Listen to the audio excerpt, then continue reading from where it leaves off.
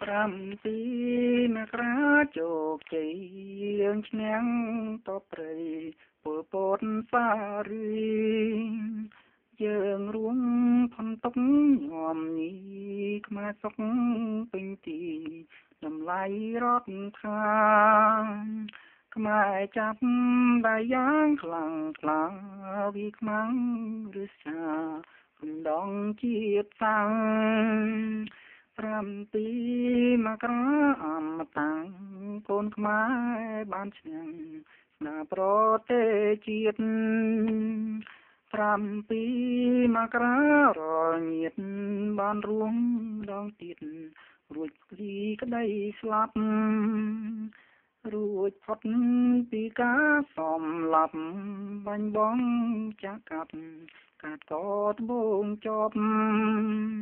7មករាតបស្លូបកម្លាំងខ្មែរគ្រប់ស្មារតីតែមួយចង់ឲ្យជាតិផុតទុកព្រួយបងប្អូនខ្មែរក្រោយបានសុខក្សេមសាន្តសន្តិភាពសុខសាន្តប្រាណជាតិខ្មែរថ្កាំងថ្កានប្រជាជនល្អ7មករាបបខ្មែរស្គាល់ខ្មៅសយុសិទ្ធជាធំ7មករាឧត្តមអភិវឌ្ឍក្រៅក្នុងលើគ្រប់វិស័យប្រជាពលរដ្ឋឆ្លាតវៃកាសេផលឆ្នៃភពទ្រព្យយ៉ាងច្រើនសន្តែងស្រូវងួពូនកានបន្លែសាច់ច្រើន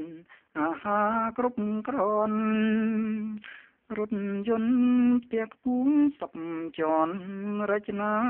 ឲ្យតន់សម័យទំនើបសន្តិសុខខ្មែរយើងងើបបរទេសស្ងប់ស្ងាត់ពលរដ្ឋខេមរាជ័យយោ7មករាកុំធុររដ្ឋាលើកស្ទួយជាតិយើងវិនិយោគទុនកានច្រើនផ្ដល់ការងារច្រើនបងប្អូនប្រុសស្រី7មករាថ្ងៃជ័យអភិវឌ្ឍជាតិថ្មី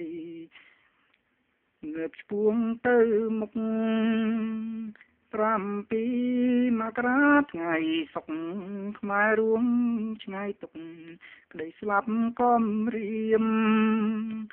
លទ្ធផលគឺខ្មែរបដូរឈាមបដូរភាព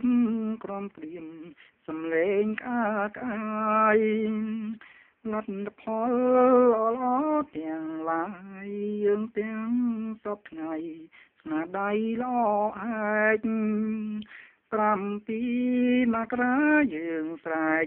ខ្មែរអើយថ្ងៃស្អាតថ្ងៃសុខរហូត